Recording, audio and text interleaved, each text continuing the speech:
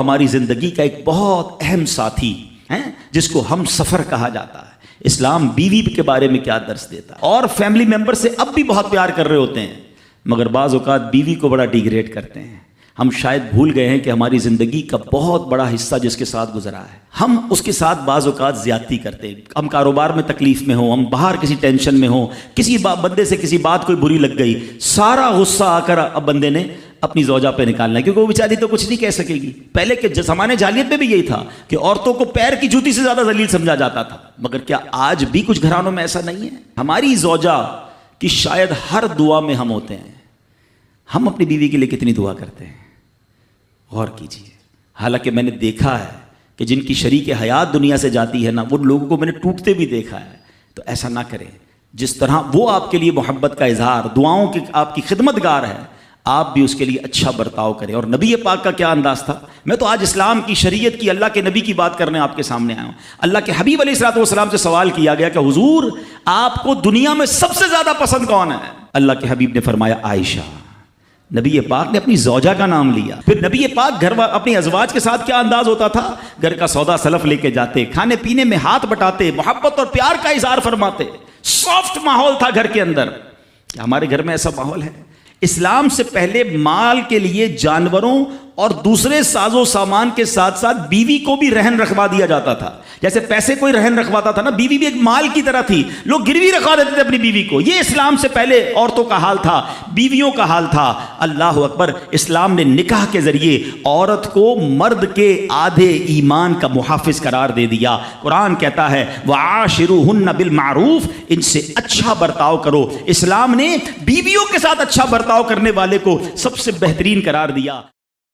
اسلام سے پہلے کے حالات دیکھیں نا عورتوں کے بارے میں، تو حیثیت کیا تھی کہ وہ مردوں کی خواہشات پورا کرنے کے لیے کھلونا تھیں۔ عورتیں دن رات مردوں کی خدمت کرتی، محنت مزدوری بھی عورتیں کرتی، اور جو کچھ کماتی وہ مردوں کو دے دیا کرتی۔ مگر وہ ظالم مرد ان عورتوں پر کچھ بھی خرچ نہ کیا کرتے، عورتوں کو جانوروں کی طرح مارتے پیٹتے تھے۔ ذرا ذرا سی بات پر عورتوں کے کان، آنکھ اور ناک کاٹ دیا کرتے تھے، عورتوں کو دردناک سزائیں دے کر قتل کر دیا کرتے۔ باپ کے مرنے کے بعد جس طرح اس کے لڑکے جائیداد کے مالک ہو جاتے تھے، اس طرح اپنے باپ کی بیوی یعنی اپنی ماں کے بھی مالک ہو جاتے تھے۔ معاذ اللہ اپنی ماں کو لونڈی بنا کر رکھتے تھے۔ اللہ اکبر! عورتوں کو ان کے ماں باپ، بھائی بہن، شوہر کی میراث میں کوئی حصہ نہیں ملتا تھا۔ عورتیں کسی چیز کی مالک نہیں ہوتی تھیں۔ عرب کے بعض قبیلوں میں تو یہ ظالمانہ دستور تھا کہ بیوہ ہو جانے کے بعد عورتوں کو گھر سے باہر نکال کر ایک چھوٹے سے تنگ اور تاریب جھونپڑے میں 1 سال کے لیے قید رکھا جاتا۔ کھانے پینے اور تمام ضرورتیں وہ اسی جھونپڑے میں پوری کیا کرتی تھیں۔ بہت سی عورتیں گھٹ گھٹ کر مر جاتی، جو زندہ رہ جاتی تو 1 سال بعد ان کے دامن میں اونٹ کی مینگنیاں ڈالی جاتی اور ان کو فورس کیا جاتا کہ کسی جانور کے بدن سے اپنے بدن کو رگڑیں۔ پھر اسی گندی حالت میں پورے شہر کا چکر لگایا جاتا تھا اور گویا یہ اعلان ہوتا تھا کہ اس عورت کی اب عدت ختم ہو گئی ہے۔ اللہ اکبر! ایسی ایسی رسمیں تھیں، ایسے رواج تھے۔ عورتیں بلبلاتی، روتی، تڑپتی، مگر ان عورتوں کے زخموں پر کوئی مرہم رکھنے والا نہیں تھا، کوئی فریاد سننے والا نہیں تھا۔ اللہ اکبر! 12 ربیع الاول کی صبح صادق کے وقت کائنات میں ایک ایسا نور جلوہ گر ہوا، ایک ایسی شخصیت آئی جہاں جس نے جہالت کے اندھیروں کو ختم کیا، وہاں ساری دنیا کی عورتوں کے لیے ایک ایسے دکھ کا مداوا بن کر آئے۔ نبی پاک علیہ الصلوۃ والسلام ایسے احکامات لے کر آئے، اتنی پیاری شریعت اور مذہب لے کر آئے جس میں اللہ کے دین نے عورتوں کو ایسا مقام عطا کیا کہ سبحان اللہ، عورتوں کی قسمت کا ستارہ چمک اٹھا۔ اسلام کی بدولت ظالم مردوں کے ظلم و ستم سے کچلی اور روندی ہوئی عورتوں کا درجہ اس قدر بلند ہوا کہ عورت معاملات زندگی اور موت کے ہر مرحلے پر عورت کو باوقار مقام حاصل ہوا۔ مردوں کی طرح عورتوں کے بھی حقوق جو ہے وہ بیان کیے گئے، عورتوں کی حفاظت کے لیے احکام خداوندی نازل ہوئے، عورتوں کو مالکانہ حقوق مل گئے، عورتیں اپنے مہر کی رقموں، اپنی تجارتوں، اپنی جائیدادوں کی مالک بنا دی گئیں، اپنے ماں باپ، بھائی بہن، اولاد اور شوہر کی میراثوں کی وارث قرار دی گئیں۔ الغرض وہ عورتیں جو مردوں کی جوتیوں سے بھی زیادہ ذلیل و خوار تھیں، انتہائی مجبور و لاچار تھیں، وہ مردوں کے دلوں کا سکون اور ان کی گھروں کی ملکہ بن گئیں۔ چنانچہ قرآن مجید صاف صاف لفظوں میں خواتین کے، عورتوں کے حقوق بیان کرتے ہوئے ارشاد فرماتا ہے، بسم اللہ الرحمن الرحیم، خلق لکم من انفسکم ازواجا لتسکنوا الیہا وجعل بینکم مودۃ ورحمہ۔ قرآن کہتا ہے، ترجمہ کنز الایمان، تمہارے لیے تمہاری ہی جنس سے جوڑے بنائے کہ ان سے آرام پاؤ اور تمہارے آپس میں محبت اور رحمت رکھی۔ اب کوئی مرد نہ عورتوں کو مار پیٹ سکتا ہے، نہ ان کو گھروں سے نکال سکتا ہے، اور نہ کوئی ان کے مال و اسباب یا جائیدادوں کو چھین سکتا ہے، بلکہ ہر مرد پر مذہبی طور پر عورتوں کے حقوق ادا کرنے لازم ہیں۔ اللہ اکبر! گویا اسلام نے ظلم کا دروازہ بند کر دیا، کبھی ماں کے روپ میں، کبھی بیٹی کے روپ میں، کبھی بہن کے روپ میں، تو کبھی زوجہ کے روپ میں۔ اللہ اکبر! عورت کو ایک ایسا مرتبہ عطا فرما دیا کہ عورت کسی بھی روپ میں ہو، جب بھی اس کے جناب حقوق تلف کیے جائیں گے، نا انصافی کی جائے گی، اسلام وہاں پر اپنا کردار ادا کرتا ہے۔ اسلامی الحمدللہ رب العالمین والصلاة والسلام علی خاتم النبیین، اما بعد فاعوذ باللہ من الشیطان الرجیم، بسم اللہ الرحمن الرحیم۔ الصلاة والسلام علیک یا رسول اللہ وعلی آلک واصحابک یا حبیب اللہ۔ الصلاة والسلام علیک یا نبی اللہ وعلی آلک واصحابک یا نور اللہ۔ درود پاک کی بے شمار فضائل و برکات ہیں۔ جناب صادق و امین صلی اللہ تعالی علیہ وسلم کا فرمان دل نشین ہے کہ جس نے مجھ پر ایک بار درود پاک پڑھا، اللہ عز و جل اس پر 10 رحمتیں نازل فرماتا ہے، اور جو مجھ پر 10 مرتبہ درود پاک پڑھے، اللہ عز و جل اس پر 100 رحمتیں نازل فرماتا ہے۔ اور آقا فرماتے، جو مجھ پر 100 مرتبہ درود پاک پڑھے، اللہ عز و جل اس کی دونوں آنکھوں کے درمیان لکھ دیتا ہے کہ یہ نفاق اور جہنم کی آگ سے آزاد ہے، اور اسے بروز قیامت شہداء کے ساتھ رکھے گا۔ 100 بار درود پاک پڑھنے میں کتنا وقت لگتا ہے، مگر انعام کتنا بڑا ہے کہ دونوں آنکھوں کے درمیان لکھ دیا جاتا ہے کہ یہ نفاق اور جہنم کی آگ سے آزاد ہے، اور بروز قیامت اسے شہداء کے ساتھ رکھا جائے گا۔ اللہ کریم ہم سب کو کثرت کے ساتھ درود پاک پڑھنے کی توفیق عطا فرمائے۔ آئیے مل کر محبت کے ساتھ بآواز بلند درود پاک پڑھ لیں۔ صلو علی الحبیب صلی اللہ تعالی علی محمد صلی اللہ علیہ وسلم۔ ایک بڑا ہی عظیم و شان اسلام کی تاریخ کا بڑا عجیب و غریب واقعہ پہلے میں آپ کو سناتا ہوں۔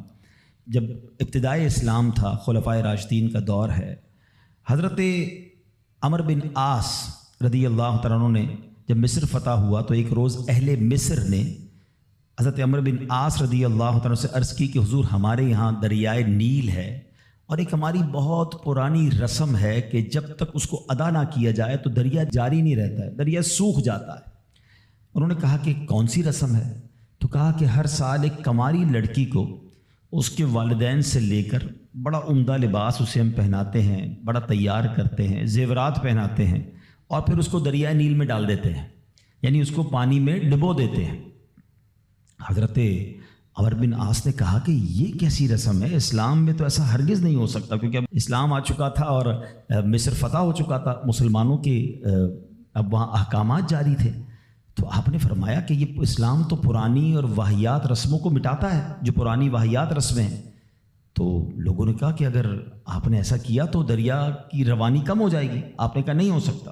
اب ایسا ہی ہوا کہ دریا کی روانی کم ہوتی گئی۔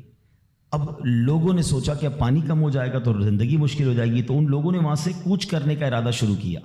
حضرت عمر بن عاص نے اب امیر المومنین حضرت عمر فاروق رضی اللہ تعالیٰ عنہ کو خط لکھا اور عرض کی، حضور ایسا ایسا معاملہ ہے اور لوگ ایسی بری رسم چلاتے تھے، میں نے وہ رسم کا منع کر دیا کہ اسلام ان رسموں کی اجازت نہیں دیتا، مگر حضور اب تو پانی بھی کم ہونے لگ گیا ہے۔ اللہ اکبر! حضرت عمر بن خطاب رضی اللہ تعالیٰ عنہ کی شان دیکھیں۔ امیر المومنین نے ایک خط لکھا اور کہا کہ یہ رکا جو ہے دریائے نیل میں ڈال دینا۔ آپ نے ایک خط لکھ کر بھیجا کہ یہ رکا جو ہے دریائے نیل میں ڈال دینا۔ حضرت عمر بن عاص کو جب وہ رکا پہنچا، وہ لیٹر پہنچا، تو آپ نے اس لیٹر میں کیا دیکھا کہ لیٹر میں لکھا تھا، اے دریائے نیل، اگر تو خود جاری ہوتا ہے تو نہ جاری ہو، اور اللہ کے حکم سے جاری ہوتا ہے تو میں واحد قہار عز و جل سے عرض گزار ہوں کہ تجھے جاری فرما دے۔ حضرت عمرو بن عاص نے وہ رکا جو ہے دریائے نیل میں ڈالا، اللہ اکبر، ایک رات میں دریا کا پانی 16 گز بڑھ گیا، اور وہ دن ہے، آج کا دن ہے، دریائے نیل کبھی سوکھا نہیں ہے۔ مصر سے وہ رسم ہی ختم ہو گئی، اور سبحان اللہ دریائے نیل جاری و ساری ہے۔ اللہ اکبر۔ اس ایک واقعے میں بہت کچھ ہے سیکھنے کو۔ پہلی بات تو کیا سیکھنے کو ملی کہ چاہیں تو اشاروں سے اپنے کایا ہی پلٹ دیں دنیا کی، چاہیں تو اشاروں سے اپنے کایا ہی پلٹ دیں دنیا کی، یہ شان ہے ان کے غلاموں کی، سرکار کا عالم کیا ہوگا۔ حضرت عمر کی شان دیکھیں، حضرت عمر کے واقعات اگر پڑھیں نا، جو لوگ کرامات کے منکر ہیں یا جو لوگ اولیاء کرام کی جناب کمالات کو نہیں سمجھ پاتے، صرف حضرت عمر کی سیرت کو پڑھ لیں۔ حدیث کی کتابوں میں مضبوط روایتوں میں یہ واقعات موجود ہیں۔ ایک بار حضرت عمر کے دور میں زلزلہ آیا ہے، تھوڑے عرصے پہلے بھی کئی ملکوں میں زلزلہ آیا، بڑی تباہی آئی، لوگ کہتے ہیں ارتھ کویک آ جائے تو رکتا نہیں ہے۔ ایک تو شان مصطفیٰ ہے کہ نبی پاک نے احد پہاڑ پر ٹھوکر لگا کر فرمایا تھا، اے احد رک جا، تجھ پر ایک نبی، ایک صدیق اور 2 شہید موجود ہیں۔ آقا نے ٹھوکر لگا کر زلزلہ روکا تھا۔ ایک بار حضرت عمر کے دور میں زلزلہ آیا تھا، اور حضرت عمر نے کوڑا نکال کر، درہ نکال کر زمین پر مار کر فرمایا، اے زمین رک جا، کیا عمر تجھ پر عدل نہیں کرتا؟ اور زمین ساکن ہو گئی۔ اللہ اکبر۔ حضرت عمر رکا لکھتے ہیں دریائے نیل کے نام، اور پھر دریائے نیل جاری ہو جاتا ہے۔ تو اے میرے پیارے اسلامی بھائیوں، ایک بات تو یہ پتہ چلی کہ اللہ تعالیٰ جسے چاہے کوئی کمال عطا فرمائے، وہ رب کی عطا ہے۔ یقیناً اگر کسی اللہ کے ولی کے پاس، کسی صحابی کے پاس، کسی نبی کے پاس، ہاں یہ بات یاد رہے کہ انبیاء کے پاس جو کمالات ہوتے ہیں، جو حق کی دلیل کے لیے وہ پیش کرتے ہیں، وہ معجزات ہوتے ہیں، اور ایسی بات جو ہماری عقل میں نہ آئے، کسی اللہ کے ولی سے ہو، صحابہ سے ہو، تو اسے ہم کرامات کہتے ہیں۔ تو یہ سب اللہ کی عطا سے ہوتا ہے۔ بہرحال ایک تو یہ پتہ چلی، دوسری بات کیا پتہ چلی کہ اسلام جو ہے وہ کیسی کیسی واہیات رسمیں تھی جس کو ختم اسلام نے کیا، اور عورتوں کا کیسا گھٹیا اور کیسا جس کو آپ کہیں کہ واہیات استعمال تھا کہ جوان لڑکی کو ہر سال تیار کر کے دریائے نیل میں ڈال دیا جاتا تھا، غرق کیا جاتا تھا۔ یہ اہمیت تھی اسلام سے پہلے عورتوں کی۔ اللہ اکبر۔ ایسا دور تھا میرے پیارے اسلامی بھائیوں کہ اگر تھوڑا سا ہم اسلام سے پہلے کے حالات دیکھیں نا عورتوں کے بارے میں، تو حیثیت کیا تھی کہ وہ مردوں کی خواہشات پورا کرنے کے لیے کھلونا تھی۔ عورتیں دن رات مردوں کی خدمت کرتی، محنت مزدوری بھی عورتیں کرتی، اور جو کچھ کماتی وہ مردوں کو دے دیا کرتی، مگر وہ ظالم مرد ان عورتوں پر کچھ بھی خرچ نہ کیا کرتے، عورتوں کو جانوروں کی طرح مارتے پیٹتے تھے، ذرا ذرا سی بات پر عورتوں کے کان، آنکھ اور ناک کاٹ دیا کرتے تھے، عورتوں کو دردناک سزائیں دے کر قتل کر دیا کرتے۔ باپ کے مرنے کے بعد، اب دیکھیں کیا تھا اسلام سے پہلے کہ باپ کے مرنے کے بعد جس طرح اس کے لڑکے جائیداد کے مالک ہو جاتے تھے، اس طرح اپنے باپ کی بیوی یعنی اپنی ماں کے بھی مالک ہو جاتے تھے۔ معاذ اللہ اپنی ماں کو لونڈی بنا کر رکھتے تھے۔ اللہ اکبر۔ عورتوں کو ان کے ماں باپ، بھائی بہن، شوہر کی میراث میں کوئی حصہ نہیں ملتا تھا۔ عورتیں کسی چیز کی مالک نہیں ہوتی تھیں۔ عرب کے بعض قبیلوں میں تو یہ ظالمانہ دستور تھا کہ بیوہ ہو جانے کے بعد عورتوں کو گھر سے باہر نکال کر ایک چھوٹے سے تنگ اور تاریب جھونپڑے میں 1 سال کے لیے قید رکھا جاتا۔ کھانے پینے اور تمام ضرورتیں وہ اسی جھونپڑے میں پوری کیا کرتی تھیں۔ بہت سی عورتیں گھٹ گھٹ کر مر جاتی، جو زندہ رہ جاتی تو 1 سال بعد ان کے دامن میں اونٹ کی مینگنیاں ڈالی جاتی اور ان کو فورس کیا جاتا کہ کسی جانور کے بدن سے اپنے بدن کو رگڑیں، پھر اسی گندی حالت میں پورے شہر پر ان کا چکر لگایا جاتا تھا، اور گویا یہ اعلان ہوتا تھا کہ اس عورت کی اب عدت ختم ہو گئی ہے۔ اللہ اکبر۔ ایسی ایسی رسمیں تھیں، ایسے رواج تھے۔ عورتیں بلبلاتی، روتی، تڑپتی، مگر ان عورتوں کے زخموں پر کوئی مرہم رکھنے والا نہیں تھا، کوئی فریاد سننے والا نہیں تھا۔ اللہ اکبر۔ 12 ربیع الاول کی صبح صادق کے وقت کائنات میں ایک ایسا نور جلوہ گر ہوا،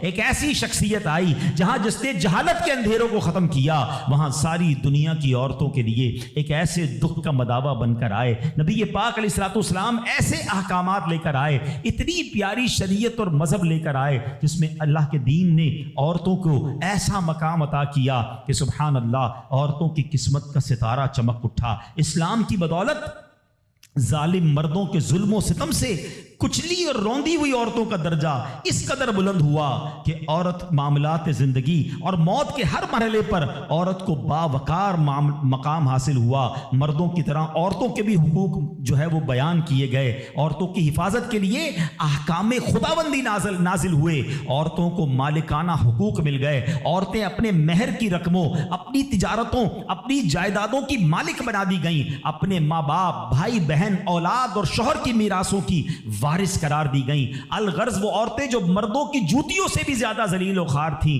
انتہائی مجبور و لاچار تھیں، وہ مردوں کے دلوں کا سکون اور ان کی گھروں کی ملکہ بن گئیں۔ چنانچہ قرآن مجید صاف صاف لفظوں میں خواتین کے، عورتوں کے حقوق بیان کرتے ہوئے ارشاد فرماتا ہے، بسم اللہ الرحمن الرحیم، خلق لکم من انفسکم ازواجا لتسکنوا الیہا وجعل بینکم مودۃ ورحمہ۔ قرآن کہتا ہے تمہارے لیے تمہاری جن سے جوڑے بنائے کہ ان سے آرام پاؤ اور تمہارے آپس میں محبت اور رحمت رکھی۔ اب کوئی مرد نہ عورتوں کو مار پیٹ سکتا ہے، نہ ان کو گھروں سے نکال سکتا ہے، اور نہ کوئی ان کے مال و اسباب یا جائیدادوں کو چھین سکتا ہے، بلکہ ہر مرد پر مذہبی طور پر عورتوں کے حقوق ادا کرنے لازم ہیں۔ اللہ اکبر! گویا اسلام نے ظلم کا دروازہ بند کر دیا، کبھی ماں کے روپ میں، کبھی بیٹی کے روپ میں، کبھی بہن کے روپ میں، تو کبھی زوجہ کے روپ میں۔ اللہ اکبر! عورت کو ایک ایسا مرتبہ عطا فرما دیا کہ عورت کسی بھی روپ میں ہو، جب بھی اس کے جناب حقوق تلف کیے جائیں گے، نا انصافی کی جائے گی، اسلام وہاں پر اپنا کردار ادا کرتا ہے، اسلامی قوانین سامنے آتے ہیں، عورتوں کے حقوق بیان کیے جاتے ہیں۔ آؤ سب سے پہلے بات کرتے ہیں بیٹی کی۔ کتنی بڑی نعمت اسلام نے قرار دی، مگر آپ جانتے ہیں اسلام سے پہلے بیٹی کا حال کیا ہوتا تھا؟ اللہ اکبر! بیٹی کی پیدائش کو شرمندگی سمجھا جاتا تھا۔ کسی کے یہاں بیٹی پیدا ہو جائے وہ لوگوں کے سامنے آتا نہیں تھا، کئی مہینے تک چہرہ ہی نہیں دکھاتا تھا، یعنی وہ سمجھتا تھا کہ میری بہت بڑی ذلت ہو گئی ہے کہ میرے یہاں بیٹی ہو گئی۔ اللہ اکبر! بیٹیوں کو زندہ درگور کیا جاتا تھا، بیٹی کو بھی مار دیا جاتا اور بیٹی کی وجہ سے اس کی ماں کو مار دیا جاتا تھا۔ اللہ اکبر! قرآن کیا کہتا ہے؟ سبحان اللہ! کیسا پیارا مذہب ہے، کتنا شاندار ہمارا دین ہے۔ اللہ کا کلام کہتا ہے وَإِذَا بُشِّرَ أَحَدُهُمْ بِالْأُنثَىٰ ظَلَّ وَجْهُهُ مُسْوَدًّا وَهُوَ كَظِيمٌ۔ قرآن کہتا ہے جب ان میں کسی کو بیٹی ہونے کی خوشخبری دی جاتی ہے تو دن بھر اس کا منہ کالا رہتا ہے، يَتَوَارَىٰ مِنَ الْقَوْمِ مِنْ سُوءِ مَا بُشِّرَ بِهِ، اور وہ غصہ کھاتا ہے اور لوگوں سے چھپتا پھرتا ہے اس بشارت کی برائی کے سبب سے۔ اللہ اکبر! ایمسکہ علی ہون ام یدسہ فی التراب، کیا اسے ذلت کے ساتھ رکھے گا یا اسے مٹی میں دبا دے گا؟ الا ساء ما یحکمون، ارے بہت ہی برا حکم لگاتے ہیں۔ اللہ اکبر! اب جناب ہوتا کیا تھا کہ بچیوں کو زندہ دفن کیا جاتا، مگر اس معاشرے میں ایسے لوگ بھی تھے جن کو اللہ نے کیسا نرم دل دیا تھا۔ حضرت صعصع، سنیے گا، حضرت صعصع بن ناجیہ رضی اللہ تعالیٰ عنہ کا معمول کیا تھا کہ وہ خود کہتے ہیں نبی پاک کی بارگاہ میں آ کر حضور میں دیکھتا تھا کہ جب کسی کو گھر میں بچی پیدا ہوتی تھی اور اس کو وہ دفنانے کا ارادہ کرتا تھا، میں اس کے گھر جاتا، کہتا کچھ پیسے لے لو، بچی مجھے دے دو، دفنانا نہیں، میں اس کی کفالت کروں گا۔ کہتے حضور 360 بچیوں کو میں نے دفن ہونے سے بچایا، لیکن ایمان نہیں لایا تھا۔ 2 اونٹنیاں دی، 10 اونٹنیاں دی، بعض اوقات میں نے حاملہ 10 اونٹنیاں دے کر اور ایک اونٹ فدیہ دے کر بچیوں کو بچایا۔ حضور کیا میرے اس زمانے کا وہ عمل مجھے کوئی اجر دے گا؟ ایمان تو نہیں لایا تھا مگر یہ نیکی کر کے آیا ہوں۔ اللہ کے حبیب نے کتنا پیارا جواب دیا، فرمایا اجر تو تمہیں مل گیا نا، تم ایمان لے آئے، دیکھو اس نیکی کے سبب تمہیں اسلام مل گیا۔ اور سنو، ہم تو یہ کہیں گے صرف اسلام نہیں ملا بلکہ وہ تو صحابی بھی بن گئے، اللہ کے نبی کے دور میں ایمان لے آئے نا، پیارے آقا کی صحبت اختیار کر لی تو اللہ نے ایمان بھی دیا، صحابی بھی بنا دیا۔ لیکن میرے پیارے اسلامی بھائیوں، ایسا حال تھا کہ بچیوں کو پھینک دیا جاتا تھا۔ اب یہاں میں تھوڑی سی بات آج کے دور کی بھی کرنا چاہوں گا۔ ہم انشاءاللہ قرآنی احکام عورتوں کے بارے میں بھی سنیں گے اور ساتھ ساتھ اپنی تربیت بھی کرتے جائیں گے۔ ہم میں سے بہت سارے بیٹیوں والے ہوں گے، مگر کیا یہ خبریں نہیں آتی کہ بچی کی پیدائش کی وجہ سے ماں کو برا بھلا کہا جاتا ہے، گھروں میں جھگڑے ہیں، معاذ اللہ اب بھی یہ خبریں آتی ہیں کہ بچی پیدا ہوئی تو کچرا کنڈی پر پھینک دی گئی۔ یہ تو پھر سے ہم لگتا ہے اسی دور میں جا رہے ہیں۔ اسلام جو بچیوں کے حقوق لے کر آیا، اسلام جو بچیوں کو برا ماننے کے خلاف عمل کرنے کا ہمیں حکم دیتا ہے، بلکہ سنو حدیثیں کیسی ہیں۔ اے بچیوں والو تمہیں مبارک ہو، اے بیٹیوں والو تمہیں مبارک ہو، اپنی بیٹیوں کو کبھی برا نہ سمجھنا۔ نبی پاک علیہ الصلوۃ والسلام فرماتے ہیں جس شخص کے بیٹی ہو وہ اسے زندہ دفن نہ کرے، اسے ذلیل نہ سمجھے اور اپنے بیٹے پر اسے ترجیح نہ دے تو اللہ عز و جل اسے جنت میں داخل کر دے گا۔ ایک اور جگہ نبی پاک فرماتے ہیں اللہ اکبر، یہ حدیث تو میں کہتا ہوں ختم ہے نا، اس کے بعد الفاظ ہی نہیں بچتے۔ بہت ساری بیٹیوں کی فضیلت کی حدیث ہے، مگر یہ حدیث ادھر جا کے لگتی ہے، دل کو چھو لیتی ہے۔ سنو تو صحیح اس کے الفاظ کیا ہیں۔ اللہ کے نبی فرماتے ہیں بیٹیوں کو برا مت کہو، میں بھی بیٹیوں والا ہوں۔ ہائے ہائے، ختم ہو گئی نا بات ہے۔ اللہ کے نبی نے صلی اللہ تعالی وسلم نے اپنی نسبت بیٹیوں کی طرف فرمایا میں بھی بیٹیوں والا ہوں۔ بے شک بیٹیاں تو بہت محبت کرنے والیاں، غم گسار اور بہت زیادہ مہربان ہوتی ہیں۔ ایک اور حدیث سنو، نبی پاک فرماتے ہیں جو شخص 3 بیٹیوں یا بہنوں کی اس طرح پرورش کرے کہ ان کو ادب سکھائے۔ اب اسلام یہاں پر نہ صرف بیٹیوں کا درس دے رہا ہے، اے بہنوں والوں تمہیں بھی مبارک ہو، بہنوں کو حقیر نہ سمجھنا، یہ ان لوگوں کے لیے بھی درس ہے۔ اسلام جب نہیں آیا تھا نا تو بہنوں کے حقوق نہیں تھے، ان کو کوئی ورثے میں حق نہیں دیتا تھا، بہنوں کی شادیاں نہیں کرواتے تھے۔ مگر آج بھی کچھ قبائل سنا ہے ایسے ہیں، آج بھی بدبخت کچھ لوگ ایسے ہیں جو بہنوں کے حق دبا لیتے ہیں۔ ارے بہنیں تو غم گسار ہوتی ہیں، بہنیں تو بھائیوں کا مان ہوتی ہیں، ارے بہنیں ہوتی ہیں تو گھر میں رونق ہوتی ہے۔ ارے بہنوں کو عزت دیا کرو، بہنوں کو پیار دیا کرو۔ اور آج جو بہنوں کا حق دباتے ہیں، آج جو بہنوں کو ذلیل کرتے ہیں، نہ کرنا۔ ہمارا اسلام بہنوں سے محبت کا درس دیتا ہے۔ سنو بیٹیوں والو اور بہنوں والو، اللہ کے حبیب کیا فرماتے ہیں صلی اللہ تعالی علیہ وسلم، میرے نبی کا فرمان ہے کہ جس کی 3 بیٹیاں یا بہنوں کی اس طرح پرورش کرے، ان کو ادب سکھائے، ان سے مہربانی کا برتاؤ کرے، یہاں تک کہ اللہ عز و جل اسے بے نیاز کر دے، یعنی ان کا نکاح ہو جائے، تو اللہ تعالیٰ اس کے لیے جنت واجب فرما دیتا ہے۔ یہ ارشاد سن کر ایک صحابی کھڑے ہو گئے۔ صحابہ کے سوال بھی بڑے کمال کے ہوتے ہیں۔ یقین کرو ہمارے بہت سارے کام سیدھے جو ہے نا، ہمارے لیے بہت ساری آسانیاں صحابہ کے سوالات نے کر دی۔ اب ہو سکتا ہے یہاں میرا کوئی بھائی ایسا بیٹھا ہو جس کی 3 بیٹیاں نہ ہوں، وہ کہتا ہے میری تو 2 ہیں۔ صحابی نے سوال کیا حضور اگر 2 لڑکیوں کی پرورش کرے تو ارشاد فرمایا اس کے لیے بھی یہی اجر و ثواب ہے۔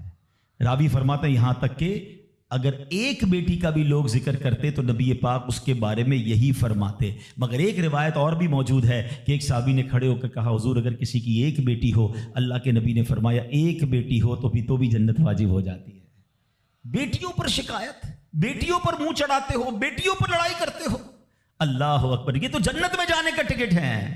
تو اپنی بیٹیوں سے پیار کریں۔ اور باپ جتنے بیٹھے نا، مجھے پتا ہے وہ میری بات کی تائید کریں گے، شاید پیدائش پہ منہ چڑھایا ہوگا کسی نے، لیکن آج بھی باپ سے زیادہ کلوز بیٹی ہی ہوتی ہے، پیار وہ باپ سے بیٹی ہی کرتی ہے۔ گھر جاؤ تو بیٹی باپ کا انتظار زیادہ کرتی ہے، مگر نہ جانے کیوں بیٹی کی پیدائش کو اچھا پھر اگر بیٹیاں ہو بھی گئیں، کسی کی 3 ہو گئیں، 4 ہو گئیں، نہیں ہو رہا بیٹا، تو کس بات کی لڑائی ہے؟ کیا عورت کے ہاتھ میں ہے کہ وہ بیٹا پیدا کرے؟ خامہ خائی گھر میں جھگڑا، تانے دینا اس بیچاری کو۔ اب تو میڈیکل سائنس بھی کہتی ہے جناب وہ کسی ایک کا قصور ہی نہیں ہے، یہ اللہ کی دین ہے، لیکن خامہ خائی کسی ایک عورت پر جو ہے وہ ہنگامہ کر کے نہ جانے اس کی دل آزاری کا سامان کرتے ہیں۔ نہ کریں ایسا، میں آپ کو حدیث سنا رہا ہوں، اور اسلام عورتوں کے حقوق کی شاندار انداز سے بیان کرتا ہے۔ اللہ کے نبی علیہ الصلوۃ والسلام فرماتے ہیں جب کسی کے ہاں لڑکی پیدا ہوتی ہے، سنو گھر پہ مہمان آئے تو اچھا لگتا ہے نا، اور کوئی بڑا اہم مہمان آ جائے، کوئی بڑے بزرگ آ جائیں تو کتنا خوش ہو جاتے ہیں آپ۔ کئی ایسے بزرگ ہوں گے، کئی ایسے علماء ہوں گے، کوئی ایسی شخصیت ضرور ہوگی جس کو آپ اپنے گھر بلانا چاہتے ہوں گے، مگر آپ سوچتے ہوں گے یار وہ میرے گھر کیسے آئے گا، بہت بڑا آدمی ہے، بڑا مصروف شخص ہے، پسند تو مجھے بہت ہے مگر میں گھر نہیں بلا سکتا۔ سنو جب تمہارے گھر بیٹی آتی ہے تو پتہ ہے کون مہمان آتا ہے؟ اللہ کے نبی فرماتے ہیں جب کسی کے ہاں لڑکی پیدا ہوتی ہے تو اللہ عز و جل فرشتوں کو گھر بھیجتا ہے۔ ہاں آپ کے گھر فرشتے آتے ہیں، اور کیا کہتے ہیں؟ فرشتے آ کر کہتے ہیں اے گھر والوں تم پر سلامتی ہو۔ پھر فرشتے اس بچی کو اپنے پروں کے سائے میں لیتے ہیں، اس کے سر پر ہاتھ پھیرتے ہوئے کہتے ہیں یہ کمزور سی جان ہے جو ایک کمزور جان سے پیدا ہوئی ہے، جو شخص اس کمزور جان کی پرورش کی ذمہ داری لے گا تو قیامت تک مدد خدا اس کے شامل حال رہے گی۔ تو اب کبھی بھی بیٹیوں پر زیادتی نہیں ہونے دینی۔ ہاں بیٹیوں کی دعائیں لو، بیٹیوں کی خدمت کرو، اور اے بھائیوں جن کی بہنیں ہیں، ہمارا اسلام بہنوں سے محبت کا درس دیتا ہے۔ یقین کریں بہنوں کی دعائیں بھائی کو بہت اوپر لے جاتی ہیں، خوش نصیب ہے وہ بھائی۔ اچھا ہمارے ایک اور نظام پتہ ہے کیا ہے کہ جب تک ماں باپ کے ساتھ رہ رہے ہیں تو چلے بھائی بہنوں میں پیار ہے، اب بھائی بہنوں میں شادی ہو گئی, سب کی شادیاں ہو گئی اور ماں باپ چلے گئے, تو اب نارملی لوگ اپنی بہنوں کو اگنور کرتے ہیں. اب یار میں تو اپنی بیوی کو دیکھوں گا, اپنے بچوں کو دیکھوں گا, اپنی کمائی کو دیکھوں گا. نہیں, اب بھائی کا کام ہے کہ وہ والد کا کردار ادا کرے, بہنوں کو یہ احساس دلائے کہ تمہارے ماں باپ چلے گئے ہیں مگر تمہارے بھائی زندہ ہیں, ہر مشکل میں تمہارے بھائی تمہارے ساتھ کھڑے ہوں گے. کبھی بہنوں کو یہ ریئلائز مت کرانا کہ وہ اکیلی کہیں کسی پرابلم میں ہو, تو وہ اکیلے میں سوچے کہ میرے ماں ہوتی تو میں کس سے ماں سے بات کر لیتی, باپ ہوتا تو میں باپ سے کہہ دیتی, بھائی کو کیا کہوں وہ تو سنتا ہی نہیں ہے. ہیں ایسے بھائی آج بھی کہ بہنیں انہیں اپنا دکھ بھی شیئر نہیں کرتی ہیں, بلکہ بھائیوں کو پڑی ہی نہیں ہے بہن کدھر گئی. یہ مت کرنا. اگر تم اپنے ماں باپ کی روح خوش کرنا چاہتے ہو نا, تو بھائی بہن جڑ کے رہو, بھائی بہنوں میں پیار رکھو. یہ پیسہ سب کچھ نہیں ہے. ارے جو کچھ میرے پاس ہے اگر میرا بھائی بہنوں پہ خرچ ہو جائے تو اس سے اچھی کیا چیز ہے. یہ یاد رکھے جو سوشل میڈیا پہ ہزاروں فرینڈ بنائے بیٹھے نا, کہ میرے 5000 فرینڈ تو میرے 10,000 فرینڈ, کسی دن بستر پر پڑو گے نا اسپتال میں, تو اس بستر کے کنارے تمہیں تمہارے بھائی بہن ہی نظر آئیں گے. وہ سوشل میڈیا والا تمہارا جو سارے دن چیٹنگ جس کے ساتھ واٹس ایپ پہ لگے ہوئے ہو نا گروپ میں, کوئی نظر نہیں آئے گا. جب تمہارے گھر میں کوئی بچے کا پرابلم ہوگا, رات آدھی رات کو اگر تمہارے گھر کوئی آ کے تمہیں دلاسا دے گا تو تمہارے بھائی بہن ہوں گے. میں کئی بار بیان میں ایک مثال دے چکا ہوں, چلو آج پھر دے دیتا ہوں, کاش یہ بات سمجھ آ جائے. یہ جو فیملی ہوتی ہے نا, یہ تسبیح کی طرح ہوتی ہے, اور ہم نے دیکھا ہے کہ یہ جو ہے نا تسبیح کے اوپر والا حصہ, یہ ماں باپ ہوتے ہیں. یہ ٹوٹ جائے نا, ماں باپ چلے جائیں, پوچھو ان سے جن کی ماں چلی گئی ہے, پوچھو ان سے جن کے والد چلے گئے ہیں. جب یہ چلے جاتے ہیں نا, تو اپنے بھائی بہنوں کو جس طرح تسبیح کے دانے بکھرتے ہیں نا, اس طرح بکھرتے دیکھا ہے. جب تک ماں باپ ہیں پہلے تو ان کی برکتیں لینا, اور جب یہ چلے جائیں نا تو یہ دانے بکھرنے مت دینا, جوڑ کے رکھنا اپنی فیملی کو. یہ فیملی, یہی تو پیار ہے زندگی میں. تھوڑے سے پیسوں کے لیے بھائی بہن لڑتے ہیں, جائیداد کے لیے بھای بہن لڑتے ہیں, تھوڑے کاروبار کے لیے لڑتے ہیں. ارے قربان کر دو, کوئی بات نہیں, بھائی کو تھوڑا زیادہ چلا جائے, بہن کے میری بہن کے گھر میں ہی جا رہا ہے نا, یہ تیرا ہے, یہ میرا ہے, نہ کیا کرے. یہ گھر کی محبتیں آپ کو بہت ساری بیماریوں سے بچاتی ہیں. حدیث پاک میں آتا ہے جس کا مضمون ہے, جو چاہتا ہے کہ اس کی زندگی میں اضافہ ہو جائے, عمر میں اضافہ ہو جائے, بری موت سے بچے, اسے چاہیے کہ وہ صلہ رحمی کرے. صلہ رحمی کیا ہے؟ اپنے رشتہ داروں کے ساتھ اچھا سلوک. اور رشتہ داروں میں the closest family member جو ہے وہ بھائی بہن ہیں, وہ ماں باپ ہیں, بیوی بچے ہیں. ارے ان کو چھوڑ کر دنیا سے محبتیں جتا رہے ہو؟ نہیں میرے پیارے اسلامی بھائیوں, تو اپنی بچیوں کے ساتھ اور اپنی بہنوں کے ساتھ بالخصوص اچھا سلوک کرنا. خوش نصیب ہے وہ بھائی جو بہنوں کا مان ہے, خوش نصیب ہے وہ جو والد جو اپنی بچیوں کے ساتھ اچھا برتاؤ کرتا ہے. اور میں نے خود دیکھا ہے, آپ نے بھی دیکھا ہوگا, میں نے دیکھا ہے, بلکہ میں نے ایک طرح سے انٹرویو لیا ہے ایک رشتہ دار کا, کہ یار آپ کی 4 بیٹیاں ہیں, 3 بیٹیاں ہیں. کہتا ہے یار جب سے بیٹیاں آئی ہیں پتہ نہیں رزق کدھر سے آ رہا ہے. بیٹیاں تو کیا آئی ہیں, اللہ نے رحمت کے دروازے کھول دیے ہیں, کیونکہ اس نے منہ نہیں چڑھایا. کچھ ہوں گے ایسے بیٹیوں والے جن کا ہاتھ تنگ ہوگا, تو غور کرو جب بیٹی ہوئی تھی تو شکر کیا تھا یا شکوہ کیا تھا؟ اللہ نے تو بھیجی تھی رحمت تمہارے گھر پہ, تم نے اس وقت بھی اللہ کو ناراض کیا, بیوی کو گالیاں دی, ہنگامہ کیا, اب کہتے ہو رحمت نہیں آ رہی. تم نے تو کتنی ناشکری کر لی. اگر تم سجدہ شکر ادا کرتے, اللہ کی بارگاہ میں راضی رہتے, اللہ بیٹیاں تو دیتا مگر تم پر رحمت کے اور دروازے بھی کھول دیتا. اور ہم نے دیکھا ہے لوگوں کے رزق کو بڑھتے ہوئے. تو کبھی بیٹی کی پیدائش پر آپ نے منہ نہیں چڑھانا ہے, ہاں نہ اپنی زوجہ کو تانے دینے ہیں. اور بیٹیوں کا خیال رکھیں, بہنوں کا خیال رکھیں. اور آگے چلتے ہیں اسی طرح. اچھا, نبی پاک کا انداز اپنی بہن کے ساتھ کیا تھا؟ اللہ کے حبیب علیہ الصلوۃ والسلام کی ایک دودھ شریک بہن تھی, حضرت شیما, رضائی بہن تھی نبی پاک کی.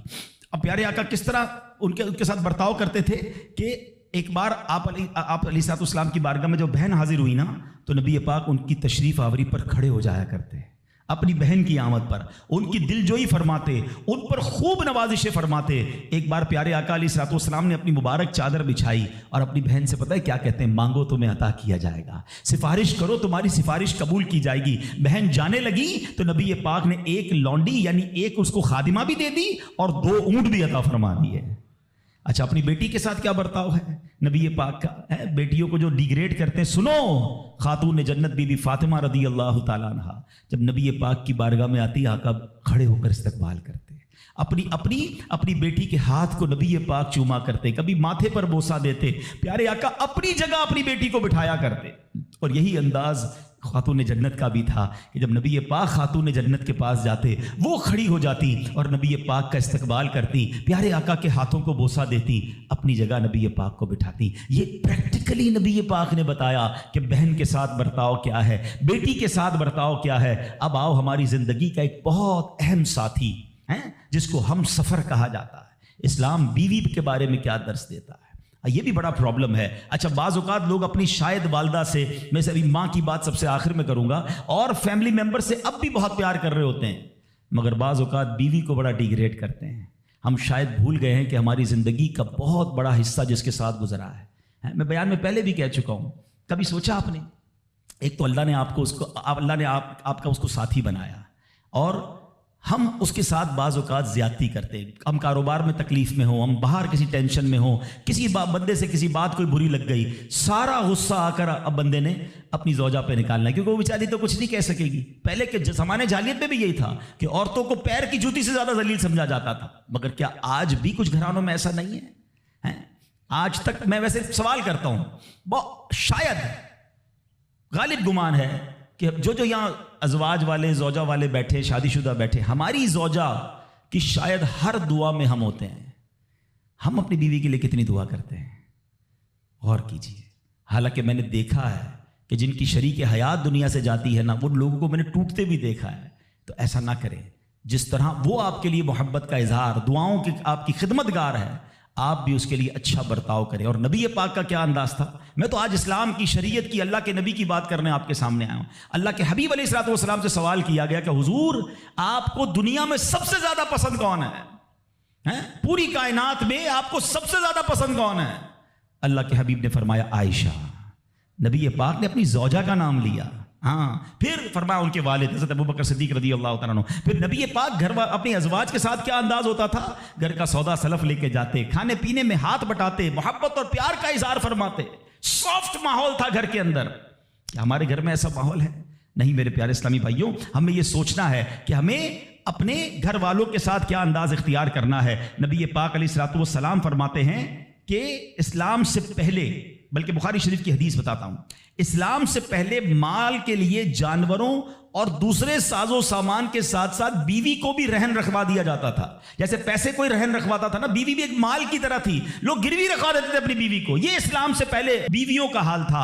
اللہ اکبر! اسلام نے نکاح کے ذریعے عورت کو مرد کے آدھے ایمان کا محافظ قرار دے دیا۔ قرآن کہتا ہے وَعَاشِرُوهُنَّ بِالْمَعْرُوفِ، ان سے اچھا برتاؤ کرو۔ اسلام نے بیویوں کے ساتھ اچھا برتاؤ کرنے والے کو سب سے بہترین قرار دیا۔ اللہ اکبر! خواتین تو میں کہتا ہوں، میں یہاں انشاءاللہ اس بات کو بھی، اگر واقعی عقل مند خواتین اس بیان کو سنیں گی تو وہ جو مسکنسپشن پیدا کیا جاتا ہے کہ جناب اسلام میں عورتوں کو آزادی نہیں ہے، جناب اسلام میں عورتوں کے لیے گھٹن ہے، اللہ اکبر! ذرا پہلے اسلام سے پہلے کے حالات پڑھو، اور اس کے بعد اسلام کے آنے کے بعد عورتوں کو کیا شاندار مقام میرا دین دیتا ہے۔ اللہ کے نبی نے دا بیسٹ لوگوں کی جب مثال بیان کی، بہترین لوگوں کی مثال بیان کی، تو نبی پاک فرماتے ہیں، ترمذی کی حدیث ہے، سب سے بہتر وہ ہے جو اپنے اہل کے لیے بہتر ہو، یعنی اپنی فیملی کے لیے بہتر ہو۔ اور آقا فرماتے، سنو میں تم سب سے زیادہ اپنے اہل کے لیے بہتر ہوں۔ نبی پاک سب سے زیادہ اپنی فیملی کے لیے بہتر۔ نبی پاک علیہ الصلوۃ والسلام سے ایک شخص نے پوچھا،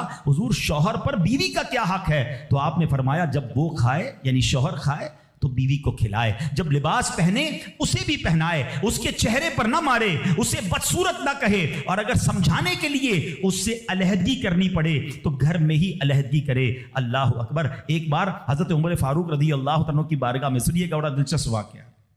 سیدنا عمر فاروق کا کتنا بڑا نام ہے، آپ کے جلال کی، آپ کی عدالت کی مثالیں دی جاتی ہیں، بڑے بڑے لوگ آپ کے سامنے تھر تھر کانپتے تھے۔ حضرت عمر کا حال یہ تھا، آپ کا گھر میں انداز کیا تھا کہ ایک شخص آیا کہ میں حضرت عمر کے پاس جاؤں اور بتاؤں میری بیوی جو ہے مجھ سے اس طرح بات کرتی ہے، اور میرا وہ انداز نہیں ہوتا جو شوہر کے سامنے ہونا چاہیے، ہوتا ہے گھروں میں ہو جاتا ہے۔ تو حضرت عمر کے دروازے پر پہنچا نا، تو اندر سے اسے سیدنا عمر فاروق رضی اللہ تعالیٰ عنہ کی زوجہ ام کلثوم رضی اللہ تعالیٰ عنہ کی ناراضگی کی عالم میں گفتگو کرتے ہوئے سنا۔ وہ حضرت عمر سے بات کر رہی تھی، تو وہ شوہر سوچنے لگا کہ میں تو اپنی بیوی کی شکایت لے کر آیا تھا، حضرت کے تو گھر کا بھی معاملہ ہی ایسا ہی ہے۔ تو وہ کہتے ہیں میں واپس ہونے لگا۔ حضرت عمر نے بلا لیا، کہا کیوں آئے تھے؟ تو کہا کہ میں تو حضرت اپنی بیوی کی شکایت کرنے آیا تھا، مگر میں آپ کے دروازے پر آیا، آپ کے گھر کا ماحول دیکھا تو میں سمجھ گیا ہم دونوں ایک ہی معاملے میں ہی ہیں، آپ کا بھی ویسا ہی حال ہے۔ اب حضرت عمر نے جو ان کی تربیت فرمائی نا، آپ نے فرمایا میری بیوی کے مجھ پر چند رائٹس ہیں، چند حقوق ہیں، مجھے اس سے چند فائدے حاصل ہوتے ہیں جس کی بنا پر میں اس سے درگزر کرتا ہوں۔ پہلا یہ کہ یہ میرے لیے جہنم کی آڑ ہے، میرا دل اس کی وجہ سے حرام کاموں سے بچا رہتا ہے۔ نمبر 2، جب میں گھر سے نکل جاتا ہوں یہ میری خزانچی بن جاتی ہے، یعنی میرے مال کی نگہبان بن جاتی ہے، میری دھوبن بن جاتی ہے، میرے کپڑے دھوتی ہے، میرے بچے کی پرورش کرتی ہے، میرے لیے روٹیاں اور کھانے پکاتی ہے۔ تو وہ شخص کہتا ہے یہ سارے فائدے تو مجھے بھی اپنی بیوی سے حاصل ہیں، تو میں تو کبھی درگزر سے کام نہیں لیتا، وہ مجھے کہتی میں اسے لڑنا شروع کر دیتا ہوں۔ کہتا آج آپ کی بات سے نصیحت مل گئی، اب میں اپنی بیوی کی چھوٹی ماٹی باتوں کو میں بھی درگزر کر دوں گا۔ کتنی پیاری بات بتائی، ہم وہ ساری باتیں بھول جاتے ہیں، ایک غلطی پر پکڑ لیتے ہیں، ایک غلطی پر ڈانٹتے ہیں، ہر غلطی پر جناب ایسا نہیں ہوتا، ہر غلطی کی سزا سزائے موت نہیں ہوتی ہے، ہم غلطیاں نہیں کرتے۔ اگر جس طرح ہم اپنی بیوی کو اور غلطی پر ڈانٹتے وہ ڈانٹنا شروع کر دے پھر کیا حال ہوگا؟ تو ایسا نہ کرے، وہ بھی دل رکھتی ہے، ہم نے کسی انسان سے شادی کی ہے، کمپیوٹر سے نہیں کی، ٹھیک ہے نا؟ تو کمپیوٹر بھی آج کل وائرس آ جاتا ہے، تو وہ تو انسان ہے، غلطی ہو گئی، کوئی بات نہیں۔ تو سبحان اللہ، اتنا پیارا مذہب ہے۔ اور اب آؤ، اسلام نے عورت کو جو ایک اور روپ دیا ہے، ایک اور مقام دیا ہے، اور وہ مقام ماں کا مقام دیا ہے، اور ماں کے قدموں تلے جنت فرمایا۔ ماں کا کیا مقام دیا کہ ماں کو محبت کی نگاہ سے دیکھ لو تو حج مقبول کا ثواب ہے۔ اچھا، اسلام کی تعلیمات کی جو بنیاد ہے، جو ماخذ ہے، جو مرجع ہے، جس کے ذریعے سے سمجھے علم و فضل کی نہریں جاری ہوتی ہیں، وہ کون سی کتاب ہے؟ وہ قرآن مجید ہے۔ قرآن مجید کی سب سے بڑی سورت کون سی ہے؟ سورہ بقرہ۔ اب ذرا سمجھیے گا ماں کا مقام کیسا۔ قرآن پاک کی سب سے بڑی سورت سورہ بقرہ، اور سورہ بقرہ، بقرہ کس کو کہتے ہیں؟ گائے کو۔ یہ کون سی گائے تھی؟ یہ دنیا کی سب سے قیمتی گائے تھی۔ اگر اس تفسیر کو پڑھیں نا تو اللہ اکبر، پتہ یہ چلے گا کہ قرآن پاک کی سب سے بڑی سورت، اس کا جو سینٹرل آئیڈیا ہے، جو مین ٹاپک ہے، وہ بھی ماں کا ادب ہی ہے۔ وہ ایک نوجوان ہی تو تھا نا جس نے ماں کی خدمت کی، اور اللہ نے اس خدمت کا صلہ یہ دیا کہ ایک ایسی گائے ان کو مل گئی کہ جو سونے کے وزن کے مطابق بیچی گئی۔ تفصیلی واقعہ ہے، میں واقعہ پورا بیان نہیں کرتا، اشارہ دے رہا ہوں کہ سورہ بقرہ کا بھی اگر پیغام پڑھیں، مفسرین نے لکھا کہ سورہ بقرہ کا پیغام یہ ہے کہ اپنی ماں کا ادب کرے، اپنے والدین کا ادب کرے، اور جب والدین کا ادب کرتا ہے اللہ ایسے نوازتا ہے، غیب کے خزانوں سے نوازتا ہے۔ اور ماں کی دعائیں، اللہ اکبر۔ حضرت بایزید بستامی کتنے بڑے اللہ کے ولی ہیں، آپ کے بارے میں آتا ہے کہ ایک بار سردی کی راتیں تھی، ماں کے لیے ماں نے پانی مانگا۔ آج کی ماں پانی مانگے تو بیٹا کہتا ہے خود پی لو ماں، بلکہ بچے ماں سے پانی مانگ رہے ہوتے ہیں، بستر پر بیٹھ کر ماں کو آرڈر چلا رہے ہوتے، امی پانی لے آؤ، اچھا چائے بنا دو، امی یہ کر دو۔ یار ماں ہے یہ ہوٹل والی ہے، اب تو بوڑھی ہو گئی نا ماں، اب تو تمہاری باری ہے کچھ ماں کی خدمت کر لو، کبھی خود کھڑے ہو کے پانی پلاؤ، کبھی خود کھڑے ہو کے ماں کو کوئی چیز پیش کرو، اب بھی ماں کو آرڈر دینا ہے۔ مگر کمال ہے ماں کہ بیٹا جوان ہو گیا، ماں بوڑھی ہو گئی، خدمت سے پھر بھی اس کا جی نہیں چڑاتی، پھر بھی اس کی خدمت کرتی ہے۔ ناشتے میں یہ کھانا ہے بیٹا، دوپہر کو کیا کھاؤ گے؟ اللہ اکبر۔ بایزید بستامی سے ماں نے پانی مانگا۔ اب کہتے ہیں ٹھنڈی رات تھی، پانی لے کر ماں کے پاس گئے، ماں کی آنکھ لگ گئی۔ ہم جیسا کوئی ہوتا تو بستر کے کنارے گلاس رکھتا، خود بھی سو جاتا، سرد رات تھی۔ ساری رات پانی کا گلاس لے کے کھڑے رہے، پتہ نہیں کب ماں کی آنکھ کھل جائے، کب پانی کی ضرورت ہو۔ جب ماں کی آنکھ کھلی نا تو پانی تھوڑا سا نا آپ کی انگلیوں پر لگ گیا تھا، تو وہ برف بن گیا تھا۔ اتنی ٹھنڈی رات تھی کہ پانی برف بن گیا تھا۔ تو اب ماں نے جب پانی مانگا نا تو جب گلاس کو ڈیٹیچ کیا، گلاس کو الگ کیا نا تو خون نکلنے لگا چمڑی سے۔ تو ماں نے کہا کہ بیٹا یہ کیا ہوا؟ ماں نے خون بہتا دیکھا تو ساری بات بتائی کہ ماں اب میں پانی لے کر آیا، آپ آرام کر رہی تھی، میں کھڑا رہا، اب آپ نے پانی مانگا تو برف بن گیا تھا۔ تو ماں نے کیا کہا؟ اے اللہ میں اس سے راضی ہوں، تو بھی اس سے راضی ہو جا۔ ماں کی دل سے دعا لگی نا، وہ بایزید بستامی بن گئے، وہ اللہ کے ولیوں میں بہت بڑا مقام انہوں نے حاصل کر لیا۔ دیکھیں اچھا، آپ ہو سکتا ہے کسی کو شیطان سوال تو دماغ میں ڈال ہی دیتا ہے نا کہ یار ٹھیک ہے میری ماں بھی تو دعائیں دیتی ہے۔ دیکھیں ایک ماں تو ماں ہی ہوتی ہے، ماں کو تنگ کرو پھر بھی عموماً اس کی زبان سے دعا ہی نکلتی ہے۔ ایک دعا وہ ہے کہ آپ ماں سے کہیں اور وہ ماں دعا دے، ایک دعا وہ ہے کہ آپ کہیں نا ماں کو، خدمت ایسی کریں کہ ماں کے دل سے دعا نکلے۔ ہاں آپ کو بغیر بتائے آپ کا والد آپ کو دعا دے، آپ کی ماں آپ کو دعا دے، وہ دعا جو ہے نا، ہاں کتابوں میں لکھا کہ والدین کی دعا اولاد کے حق میں قبول ہوتی ہے۔ ہاں اگر دل سے دعا نکلے نا تو ماں باپ دعا دے دے اور وہ بھی دل سے دعا دے دے پھر تو کیسا مرتبہ ہے. اور سبحان اللہ ماں باپ کے بارے میں کتابوں میں یہاں تک لکھا کہ بیٹا باپ کے ساتھ ایسے رہے جیسے غلام آقا کے ساتھ رہتا ہے. تو اور باپ سے زیادہ خدمت کا حق کس کو کہا گیا؟ وہ ماں کو کہا گیا. تو اب سوچئے کہ ماں کے کتنے حقوق بیان کیے اسلام نے. تو مبارک ہو ان خواتین کو. ماشاءاللہ ہمارا اسلام کس کس موقع پر عورت کے کیسے حقوق بیان کرتا ہے. اور سبحان اللہ ایک بار نبی پاک علیہ الصلوۃ والسلام سے سوال ہوا. سوال کرنے والے نے بھی کتنا پیارا سوال کیا اور یہ حدیث بخاری کی حدیث ہے. اللہ کے نبی علیہ الصلوۃ والسلام سے عرض کیا حضور میرے حسن اخلاق کا سب سے زیادہ حقدار کون ہے؟ کون ڈیزرونگ ہے؟ سب سے زیادہ مجھے کس کے ساتھ حسن اخلاق کرنا ہے؟ حدیث کا خلاصہ نبی پاک نے فرمایا تیری ماں. پھر پوچھا حضور اس کے بعد سیکنڈ؟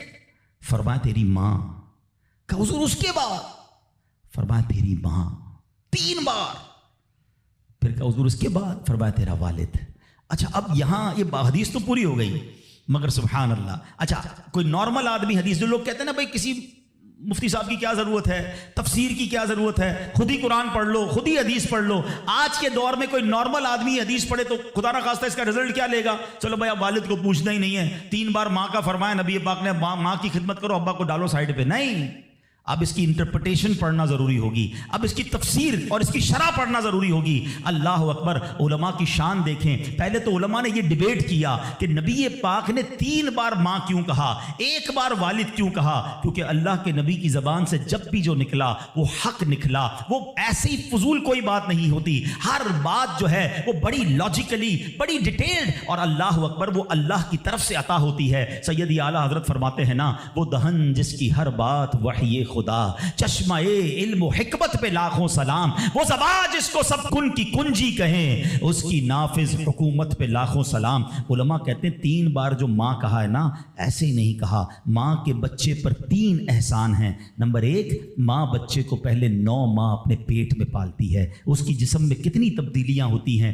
کتنی تکلیفیں وہ اٹھاتی ہے. نمبر 2 جب پیدائش ہوتی ہے، رائٹ دا ٹائم آف پیدائش، وہ بالکل موت کے قریب سے ہو کر آتی ہے، شدید درد اور ایسی کیفیت ہو جاتی ہے کہ کئی لوگ دنیا سے چلے بھی جاتے ہیں. اور تیسری ماں مہربانی کیا کرتی ہے کہ اپنے بچے کو پھر پالتی ہے. فرمایا ماں 3 احسان کرتی ہے بچے پر، اس لیے 3 بار ماں کہا. اور ان تینوں احسانوں میں والد ایک احسان کرتا ہے، وہ بچے کو پالتا ہے، اس لیے 1 بار والد کہا. سبحان اللہ ایک ایک لفظ حکمت بھرا ہے. اب علماء کہتے ہیں اس حدیث کا مطلب یہ ہوگا کہ عزت والد کی زیادہ کرے گا اور خدمت ماں کی زیادہ کرے گا، یعنی والد کا بھی احترام ہے. اللہ اکبر. یہ ہماری شریعت ہے. تو سبحان اللہ آج میرے جو بیان کا موضوع ہے کہ اسلام عورت کا کیسا مقام بیان کرتا ہے، ہر روپ میں عورت کے حقوق کو جو ہے وہ سیف کرتا ہے، اس کے حقوق کو بیان کرتا ہے اور اس پر ظلم و ستم سے بچاتا ہے. تو سبحان اللہ ہم یہاں جتنے بھی بیٹھے ہیں،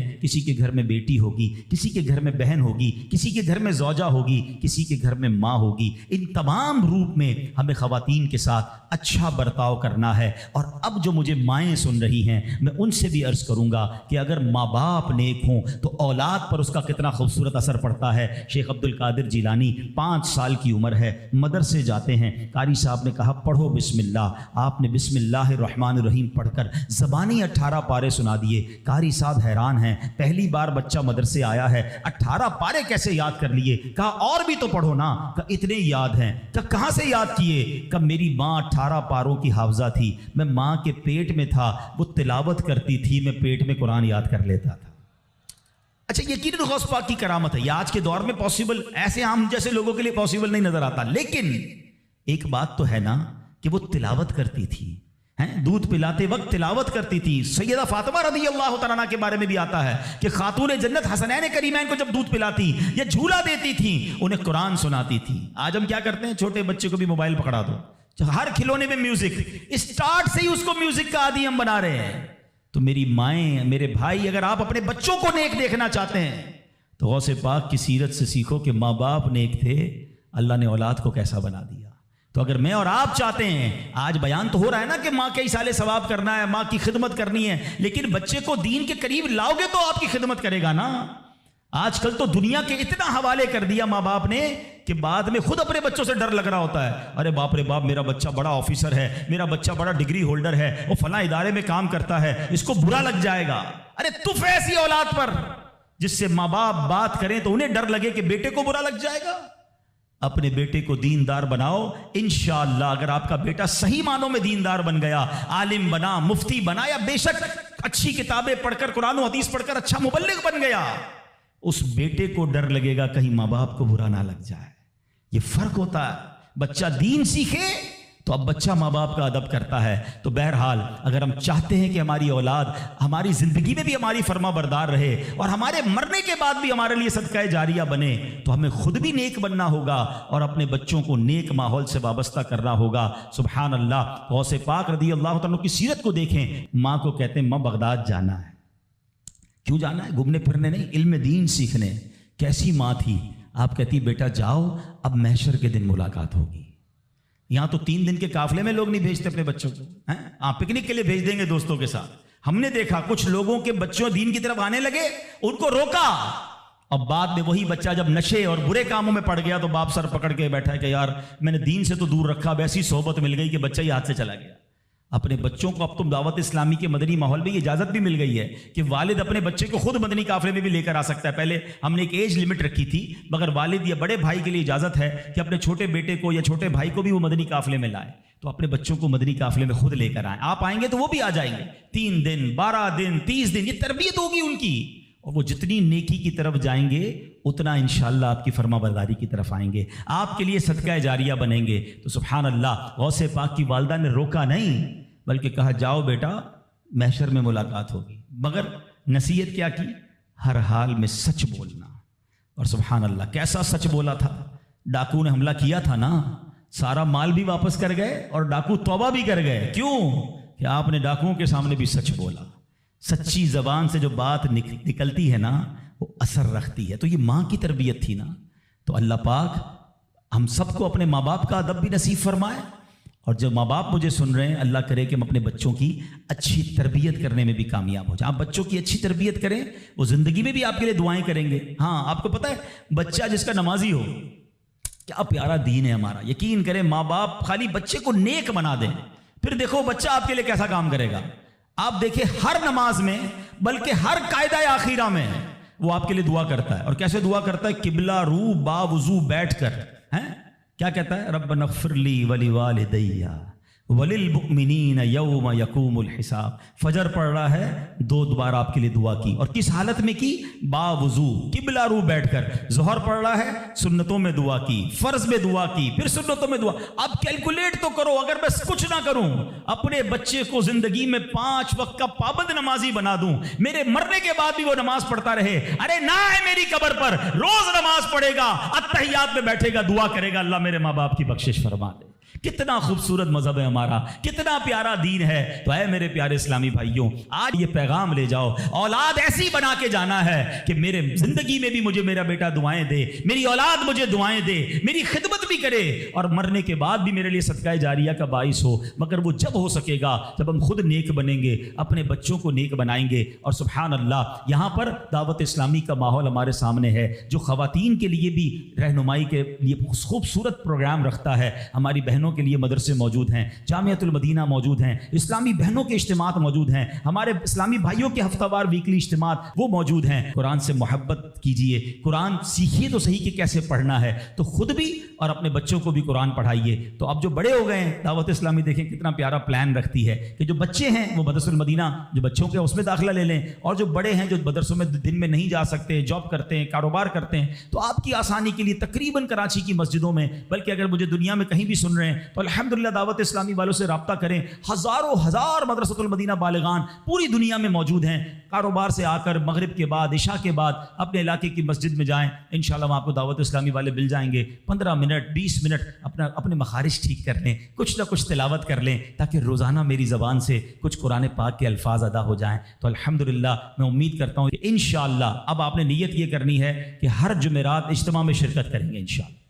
ٹھیک ہے نا. ہر ہفتے مدنی مذاکرے میں بھی کرم فرمائیں، اور اس کے ساتھ ساتھ مدرسۃ المدینہ بالغان اس کو تھام لیں. انشاءاللہ آپ دیکھیں گے کہ جب میں روز قرآن پاک پڑھوں گا، روز سیکھوں گا، میری زبان پر قرآن جاری ہوگا، تو میرے دل میں بھی قرآن کا نور آ جائے گا. اللہ کریم سے دعا کرتا ہوں، اللہ کریم جن کے والدین حیات ہیں ان کو درازی عمر بالخیر عطا فرمائے، جن کے ماں باپ چلے گئے ان کی بے حساب مغفرت فرمائے. میں ان بچوں سے گزارش کروں گا جن کے ماں باپ ان کے پاس ہیں، ان کے پاس وقت بتایا کرو، ان کی خدمت کیا کرو، ان کی پسند کی چیزیں کبھی کبھی ان کے لیے لے جایا کرو. ماں باپ بولتے نہیں ہیں، ہاں ماں باپ نہیں بتاتے کہ ہمیں کیا کھانے میں پسند ہے یا کون سی چیز پسند ہے. ان سے پوچھا کرو. آج تک تو ہم نے ہی اپنی پسند بتائی ہے نا، امی مجھے یہ پسند ہے، کھانا بنا دو تو یہ والا شربت بنا دو. اپنی ماں سے پوچھو، ہیں اپنے والد سے پوچھو، اور کسی معلوم ہو جائے نا کبھی. اچھا ایک اور مزے کی بات، ماں باپ کبھی بھی مہنگی چیز نہیں بتائیں گے. کوئی پان وان کھانا ہوگا، کوئی شربت پینا ہوگا، کسی قسم کی کوئی آئس کریم کھانی ہوگی، کبھی کبھی ان کے لیے وہ کھانا لے جایا کرو. یقین کریں جن کے چلے گئے نا، اب ان کو اپنے ماں باپ کی وہ ساری باتیں یاد آتی ہیں، اور اب بات بھی کرنی ہوتی ہے تو قبرستان جانا ہوتا ہے. تو اگر تمہارے پاس تمہارے ماں باپ ہیں نا تو ان کے ساتھ بیٹھو، ان کی دعائیں لو. یہ وہ ہستیاں ہیں جن کو محبت سے دیکھو گے تو مقبول حج کا ثواب ہے. بعض اوقات کچھ لوگ اس سے وہ ہوتے ہیں نا کہ یار مجھے ویل چیئر چلانی پڑتی ہے تو مجھے دوائی کے لیے لے جانا پڑتا ہے، یا بعض اوقات کپڑے وپڑے دھلانے پڑتے ہیں یا واش روم لے جانا پڑتا ہے. تم لکی ہو، ہاں بھاگ جاگ گئے ہیں، ورنہ کئیوں کے ماں باپ نے تو موقع ہی نہیں دیا خدمت کا، وہ ہماری خدمت کرتے کرتے چلے گئے. اگر آج کسی بچے کو ماں باپ کی خدمت کا موقع ملا ہے نا، اور کبھی ایسا موقع ملے نا کہ آپ کے پیسے ماں باپ پر خرچ ہوں، تو سمجھ لو تمہارے بھاگ جاگ گئے. ارے انہوں نے ساری زندگی مجھ پر خرچ کیا اور اب میرے پیسوں کے نصیب جاگے کہ کچھ ماں باپ پر خرچ ہو جائیں. لیکن جب ماں باپ پہ خرچ کرنے کی باری ہوتی ہے تو ایسے بھی بدبخت ہیں جو کہتے ہیں یہ میرے ہیں تمہارے تھوڑی ہیں، میں نے کمائے. اللہ اکبر. سوچو جب میں پیدا ہوا تھا، آپ پیدا ہوئے تھے، ہم بے لباس تھے. میرا باپ کہتا تیرے پیسے کہاں ہیں، تو جان تیرا کام جانے دے، میں تو ننگا ہی رہ جاتا نا. اگر مجھے کھانا نہ کھلاتے، میری انگلی پکڑ کر نہ چلاتے، مجھے پڑھاتے نہ، لکھاتے نہ، مجھے سمجھاتے نہ، مجھے کھلاتے نہ، ایک ایک چیز والد اور والدہ نے ہم پر خرچ کی ہے. والدہ خدمت کرتے رہی، باپ پیسے خرچ کرتا رہا، اور جب ہماری باری آئی خدمت اور پیسے خرچ کرنے کی تو اب بوجھ کس بات کا. وہ